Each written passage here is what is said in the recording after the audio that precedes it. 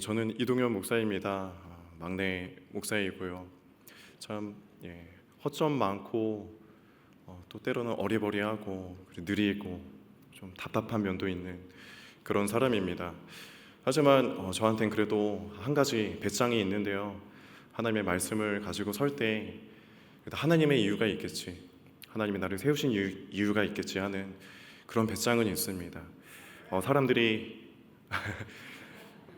성도님들이 아멘이 적을지라도 그래, 한두 사람을 위해서 나를 세우셨나 보다, 누군가에게는 필요한 말씀이겠지, 그런 배짱이 있습니다.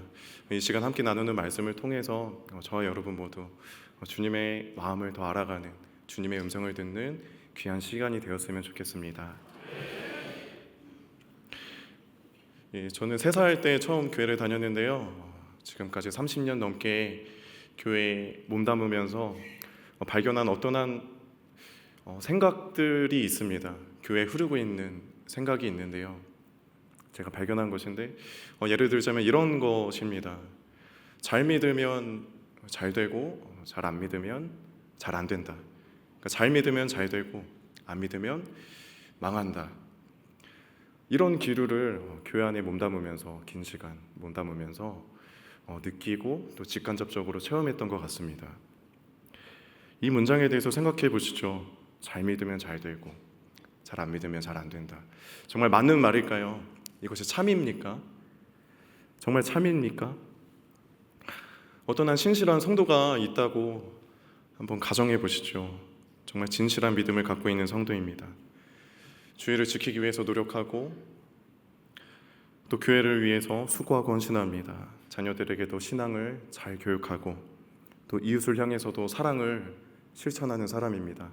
이는 어떤 순간에도 하나님 앞에서 믿음을 저버리는 일이 없을 것입니다. 그렇다면 이 성도에게는 절대로 그 삶 속에 어려운 일이 일어나지 않을 겁니다. 맞습니까? 절대로 세상의 어떤 시련도 이 성도만큼은 피해갈 겁니다. 맞는 말일까요? 그렇지 않습니다. 아닙니다. 잘 믿으면 잘 되고 잘 안 믿으면 망한다, 나쁜 일이 생긴다. 참 생각해 볼 문제가 많은 말인 것 같습니다. 믿음이란 무엇이며, 잘 믿는다고 할 때 믿음이란 무엇이며, 또 잘 믿는다라는 것은 무엇을 의미하는 걸까? 그리고 잘 된다라는 것은 또 무엇일까? 고민해 보셔야 합니다. 주님 앞에서 고민해 보셔야 됩니다. 사랑하는 성도 여러분, 우리가 절대 놓쳐서는 안 될, 우리가 반드시 붙잡아야 할 것, 잘 믿는다라는 것은 하나님께서 보시는 중심에 관한 것이어야만 합니다. 그리고 잘 된다라는 것, 하나님의 마음에 합하고 또 하나님께 기쁨이 되는 그러한 삶이어야만 하겠습니다. 잘 믿으면 잘 되고 그렇지 않으면 상황이 나빠질 거다. 얼핏 기독교 복음처럼 들려올지도 모르겠습니다. 얼핏 기독교 진리처럼 들려올지도 모르겠습니다. 하지만 이것은 기독교 복음이 아닙니다. 한편으로는 일리가 있는 말일 수도 있고 또 어쩌면 좋은 교훈일 수도 있습니다. 하지만 복음은 아닙니다. 오히려 카르마라고 부르는 업보 사상에 더 가깝지요. 불교의 가르침이죠. 카르마, 업보, 네 업보다 할 때 그 업보. 복음은 카르마가 아닙니다. 업보가 아닙니다. 복음에 관해서 설명할 때 제가 참 좋아하는 한 은유가 있는데요. 이런 이야기입니다. 착한 행동을 한 어린아이에게 선물을 주고 또 나쁜 행동을 한 아이에게 벌을 줍니다. 이것은 업보이죠. 그렇다면 복음은 무엇일까요? 복음은 어떤 것일까요? 복음은 이런 것 아닐까요? 나쁜 아이한테도 너도 이리 와봐, 너도 이거 받아 하고 선물을 건네주는 것, 이것이 복음 아닐까요? 이것이 복음인 줄 믿습니다. 여러분, 정말 그렇지 않습니까? 여기 모여 하나님께 예배하는 우리가 거룩해서 잘나서 하나님 앞에 완전해서 우리가 하나님의 부름을 받고 하나님의 자녀가 되었고 하나님을 예배할 수 있게 되었습니까? 우리가 잘나서요? 아니죠. 죄인인 우리에게, 참 연약하고 허물 많은 우리에게 주님께서 사랑으로 찾아오셔서 우리를 품어주셨기 때문에 우리가 하나님을 예배할 수 있게 된 것 아니겠습니까?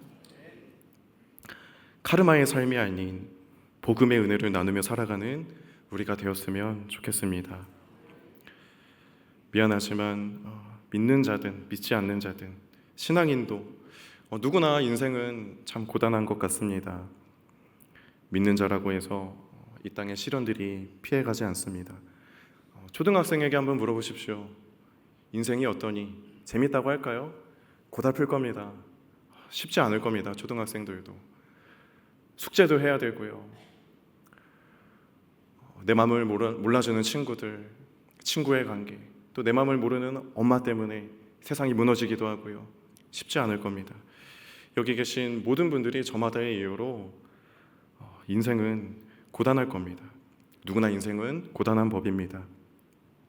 창세기 3장이 이것을 말하고 있는 것 같습니다.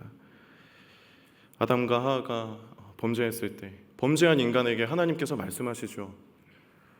여자는 여자대로 남자는 남자대로 이 땅에서 고통이 있을 것이다. 수고해야 할 것이다. 정말 죽도록 고생해야 할 것이다. 나아가 범죄한 인간에게 죽음이라는 운명이 주어지게 됩니다. 어쩌면 하루하루 고통과 수고의 시간을 지나며 한 걸음 한 걸음 걸어가는 것이, 죽음을 향해서 그렇게 한 발자국 한 발자국 걸어가는 것이 창세기 3장이 알려주는 이 땅을 살아가는 우리의 인생이 아닐까 싶습니다. 사랑하는 성도 여러분,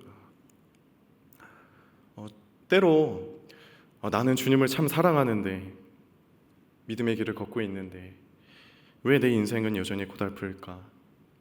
이런 생각이 들 때 좌절하지 마십시오. 주눅들지 마세요.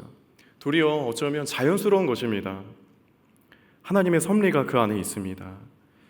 평탄한 삶이냐 고달픈 삶이냐, 그것이 중요한 게 아니죠. 내 인생이 어떤 시간을 지나고 있든 간에 주님이 나와 함께 하시는가, 내가 주님을 따라 걸어가고 있는가, 이것이 정말 중요한 것인 줄 믿습니다. 모든 상황 속에서 주님께서 주시는 의미를 찾고 주님과 함께하는 기쁨이 지금 여러분들이 당면하고 있는 모든 문제들을 덮고 그 모든 것들을 이기는 은혜가 우리 안에 주어지기를 주님의 이름으로 축원합니다. 오늘 우리가 읽은 본문은 데살로니가전서 말씀을 읽었는데요. 데살로니가전서는 바울이 데살로니가에 있는 성도들에게 쓴 편지입니다. 앞선 1장 6절 7절을 보시면 데살로니가의 그리스도인들에게 당시 많은 환난이 있었다는 것을 알 수 있습니다. 그들은 그 환난을 성령께서 함께 하심으로 이겨냈고 다른 지역의 믿는 자들에게 모범이 되었습니다. 그들이 겪는 환난은 삶의 어려움, 심적인 고통, 그것을 넘어서는 것이었어요. 참 폭력적인 것이었고 죽음에까지 이르는 그러한 극심한 환난이었습니다. 초기 그리스도인들의 역사는 고난의 역사였습니다. 오늘 우리가 함께 읽은 본문 말씀에서 바울의 마음이 잘 느껴집니다. 데살로니가 교인들을 향한 바울의 위로의 마음이 잘 느껴집니다. 바울은 그리스도 예수 안에 보이신 하나님의 구원의 계획을 통해서 환난 가운데 있는 성도들에게 참된 위로와 기쁨을 전해주고 있습니다. 이 시간 본문을 통해서 하나님께서 우리 가운데 일하시기를 소망합니다. 먼저 8절 말씀을 읽어보겠습니다. 함께 읽겠습니다. 그러나 우리는 낮에 속한 사람이므로 정신을 차리고 믿음과 사랑을 가슴막이 갑옷으로 입고 구원의 소망을 두고 씁시다. 아멘. 하나님께서 저와 여러분을 여기까지 이끄셨고 함께 해 오셨습니다. 아멘이십니까? 네. 그렇다면 우리는 낮에 속한 사람입니다. 깜깜한 밤, 어둠에 속한 사람이 아닙니다. 어둠 속에서는 아무것도 볼 수 없고 또 아무것도 알 수 없죠. 믿음으로 하나님을 바라볼 수 없고 하나님을 알 수 없고 하나님께서 나를 위해 행하신 일을 전혀 알 수 없는 상태, 깜깜한 어둠입니다. 어둠의 상태이죠. 그러나 하나님께서는 하나님의 자녀들에게, 하나님의 백성들에게 구원의 빛을 비춰 주셨습니다. 바울은 그 낮에 속한 사람들에게 이렇게 말하고 있습니다. 정신을 차리고, 정신을 차리고, 우리 정신을 똑바로 차립시다.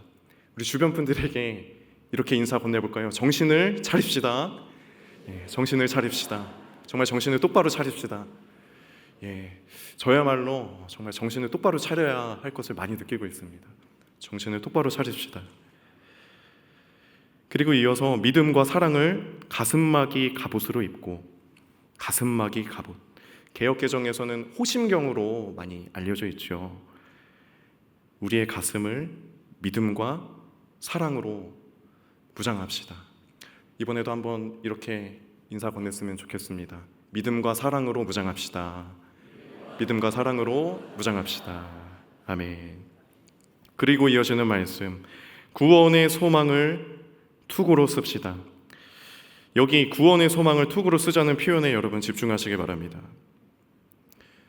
여러분 투구를 아실 겁니다. 투구가 무엇입니까? 목숨을 건 싸움에서 나를 방어해주는 무기이지요. 투구. 만약 투구가 없다면, 투구가 없는 싸움에서 철퇴나 곤봉으로 머리를 가격당하면 죽을 겁니다. 바로 죽습니다. 즉사하는 거죠. 병에 걸렸다는 의사의 말도 우리를 가격합니다. 내 영혼이 죽을 수 있습니다. 시험에 떨어졌다는 소식도 나를 가격합니다. 여러분에게 찾아오는, 들려오는 상실과 아픔의 소식들, 여러분의 영혼을 가격할 겁니다. 어긋나는 일들, 잘 안 되는 일들, 모두가 우리를 가격합니다. 하지만 그때 주님 앞으로 나가십시오, 여러분. 주님께서 여러분을 보호하시기 위해서 구원의 소망의 투구를 씌워주실 것입니다. 저는 우리를 보호해줄 구원의 소망의 투구가 바로 다음에 이어지는 말씀이라고 믿습니다. 9절 말씀을 함께 읽어보실까요? 9절입니다. 시작. 하나님께서는 우리를 진노하심에 이르도록 정하여 놓으신 것이 아니라 우리 주 예수 그리스도로 말미암아 구원을 얻도록 정하여 놓으셨습니다. 아멘. 주님께서 이 약속의 말씀을 투구처럼 씌워주셔서 우리를 가격하는 모든 것들로부터 보호해 주실 것입니다. 존 파이퍼 목사님은 이런 말을 했습니다. 하나님의 부르심의 목적에 형벌은 없다. 하나님의 부르심의 목적에 형벌은 없다. 저는 이 말에 매우 동의하는데요. 하나님께서 여러분을 부르신 목적이 무엇입니까? 왜 여러분을 택하시고 여러분을 부르시고 세우셨습니까? 우리를 하나님께서 어떻게 정하여 놓으셨을까요? 살아가는 성도 여러분, 기억하십시오. 그리고 절대 잊지 마십시오. 하나님께서 우리를 부르신 목적에 진노는 없습니다. 하나님께서 우리를 정하시고 부르신 이유가 하나님의 진노 때문이 아니라는 겁니다. 하나님께서 여러분을 하나님의 백성으로, 하나님의 자녀로, 그리스도의 제자로 부르시고 그 세우신 목적에 여러분을 망하게 하고자 하는 그런 하나님의 의지는 결코 없습니다. 하나님께서 이러신다면 어떨까요? 내가 진노한다. 그래서 내가 너를 불렀다. 나의 화를 너에게 풀어야겠다. 나의 화를 너에게 풀으려고 내가 그래서 너를 정했다. 내가 너에게 형벌을 내리겠다. 네가 가는 길에 나의 진노를 내릴 것이다. 이것이 내가 너를 부른 목적이다. 이럴 수 있습니까? 없습니다. 이런 일은 없습니다. 사랑하는 성도 여러분, 하나님은 여러분에게 진노하시기로 작정하신 것이 아니라 구원하시기로 작정하신 줄 믿습니다. 여러분을 향한 하나님의 목적에는 형벌은 없습니다.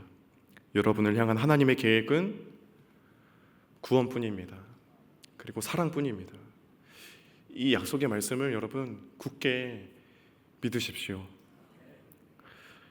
제가 22살 때 군 전역을 6개월 정도 앞뒀을 때 아버지께서 폐암 말기 판정을 받으셨습니다. 그때 의사를 통해서 들은 그 소식은 저를 매우 힘들게 했습니다. 저를 가격했습니다. 당사자인 아버지께서는 어떤 심정이 있었을지 참 상상이 안 갑니다. 전역한 뒤에 전역한 후 한 달 뒤 2010년 3월에 그렇게 아버지께서 주님 곁으로 가셨습니다. 아버지가 암 말기 판정을 받으시고 또 병약해 가시는 그 모습을 지켜보고 또 마지막 임종의 때에 믿지 않는 우리 가족들에게 천국을 경험하시고 복음을 전하시고 그리고 장례를 치르기까지 제 인생에서 참 힘든 시간이었지만 동시에 주님과 참 깊고 달콤한 교제를 나눌 수 있는 참 귀한 시간이었습니다. 인간적인 슬픔이 있었지만 정말 감사한 시간이었어요. 절대 잊을 수 없는, 어쩌면 저를 지금까지 이르게 한 정말 귀한 시간이었습니다. 그리고 얼마 뒤에 우연히 제가 어떤 설교를 듣게 되었는데요. 이런 설교였어요. 이런 메시지가 설교단에서 전해졌습니다. 하나님께 죄를 지으면 병에 걸려 죽는다. 그 설교단에서 전해지는 메시지를 듣고 22살 청년이었죠. 그 어린 청년이 정말 영혼이 박살이 났습니다. 너무 힘들었어요. 네가 어려움을 당하는 거는 너의 죄 때문이야. 너도 모르는 잘못이 있을 거야. 어서 가서 회개해라. 회개하면 해결될 거야. 물론 하나님께서 하시는 일을 우리 인간이 그 하나님의 하시는 일의 시종을 다 측량할 수 없지만,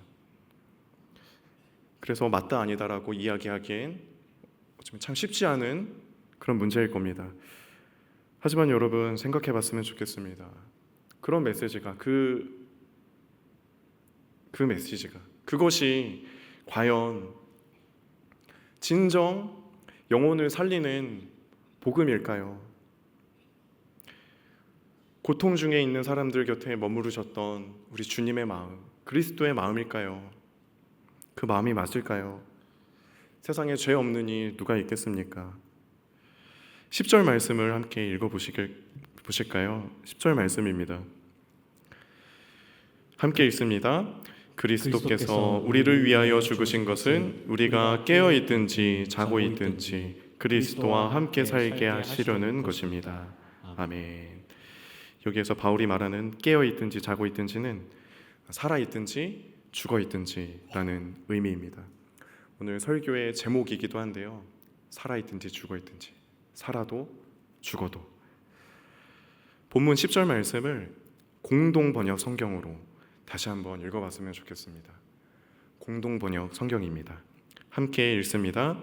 그리스도께서 우리가 살아있든지 죽어있든지 당신과 함께 살 수 있게 하시려고 우리를 위해서 죽으셨습니다. 아멘. 살아있든지 죽어있든지, 살아도 죽어도. 바울은 지금 힘겹게 죽어가고 있는 사람한테 당신은 살아날 겁니다 하고 그런 강한 확신을 주고 있지 않습니다. 지금 겪고 있는 핍박과 시련이 단번에 사라질 거라고 그렇게 말하고 있지 않습니다. 우리를 힘들게 하는 어떠한 결핍과 상실들, 아픔들 단숨에 해결될 거라고 그렇게 말하고 있지 않습니다. 또한 바울은 지금 당신이 겪고 있는 어려움은 하나님이 주신 것이 아니에요, 이렇게 말하고 있는 것도 아닙니다. 만물이 하나님 통치 아래에 있습니다. 암세포도, 지진도, 악인들의 계획도 하나님의 섭리를 벗어날 수 있는 것은 아무것도 없습니다. 그렇다면 지금 바울이 말하는 내용의 요점은 무엇입니까? 다시 한번 말씀드리지만 하나님의 진노가 아니라고요. 하나님의 형벌이 아니라고요.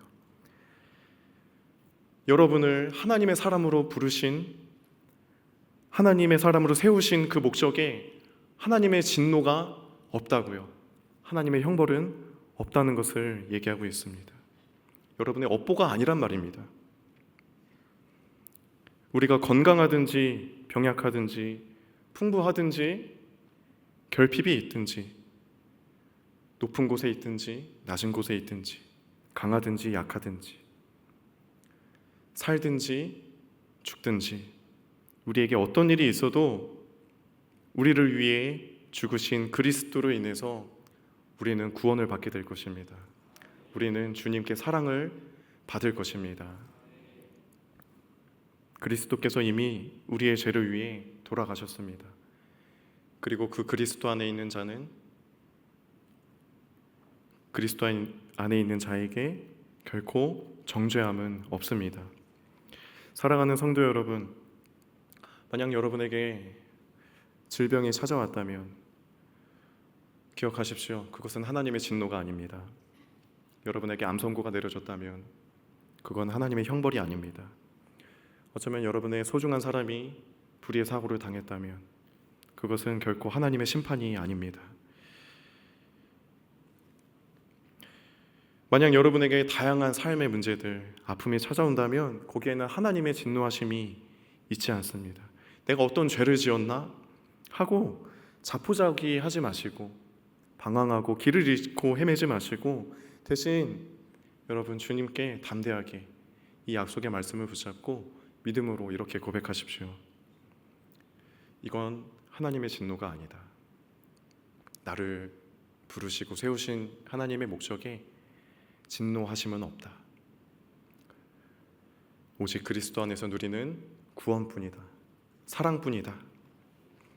내가 산다면 그리스도와 함께 사는 것이고 내가 죽는다면 그것도 그리스도와 함께 사는 것이지. 사나 죽으나 나는 그리스도와 함께 산다. 나는 주의 것이다. 하나님의 진노가 아니라는 약속은 병이 완치될 겁니다. 여러분을 성공적인 삶으로 이끌어 줄 겁니다. 이 이야기보다도 더 달콤하고 좋은 것입니다. 사랑하는 성도 여러분, 오늘 본문 말씀은 우리에게 분명히 약속해주고 있습니다. 하나님께서는 여러분을 그리스도를 통하여 구원하시기로 작정하셨습니다. 하나님의 부르심에는 오직 구원뿐이고 사랑뿐입니다. 주님께서 이 약속의 말씀으로 여러분에게 투구 씌워주시기를 소망합니다. 우리에게 어떤 일이 있을지라도 살아도 죽어도 그리스도와 함께 사는 진정한 기쁨과 소망이 넘치는 은혜가 있기를 주님의 이름으로 축복합니다. 나아가 초대교회처럼 이 바울의 마음처럼 우리가 그리스도 안에서 서로의 아픔을 나누며 믿음의 길을 함께 걸어갈 수 있는 하나님께서 기뻐하시고 하나님의 마음에 합한 그런 우리 좋은 교회 모든 공동체가 되기를 주님의 이름으로 축원합니다. 기도하겠습니다. 살아계신 하나님, 우리에게 구원의 소망의 투구를 씌워주십시오. 우리의 영혼을 공격하는 모든 것들로부터 지켜 보호하여 주십시오. 하나님의 부르심에는 진노가 없으며 하나님의 구원과 사랑뿐임을 약속의 말씀을 굳게 붙잡고 믿음으로 담대히 고백합니다. 우리가 마주한 모든 상황과 환경 속에서 그리스도와 함께 사는 충만한 기쁨과 은혜를 허락해 주시옵소서. 몸과 마음의 질병, 세상의 시련과 상실, 아픔을 가지고 주님께 나온 우리의 지체들을 기억하여 주시옵소서. 그들의 간구를 들으시고 주님 응답하여 주옵소서. 주님을 사랑하며 주님을 예배하는 기쁨을 허락해 주시옵소서. 우리의 지체들을 통하여 하나님의 영광을 드러내 주시옵소서. 위로하시며 회복하시는 주님, 우리와 함께 하실 줄 믿으며 예수님의 이름으로 기도합니다. 아멘.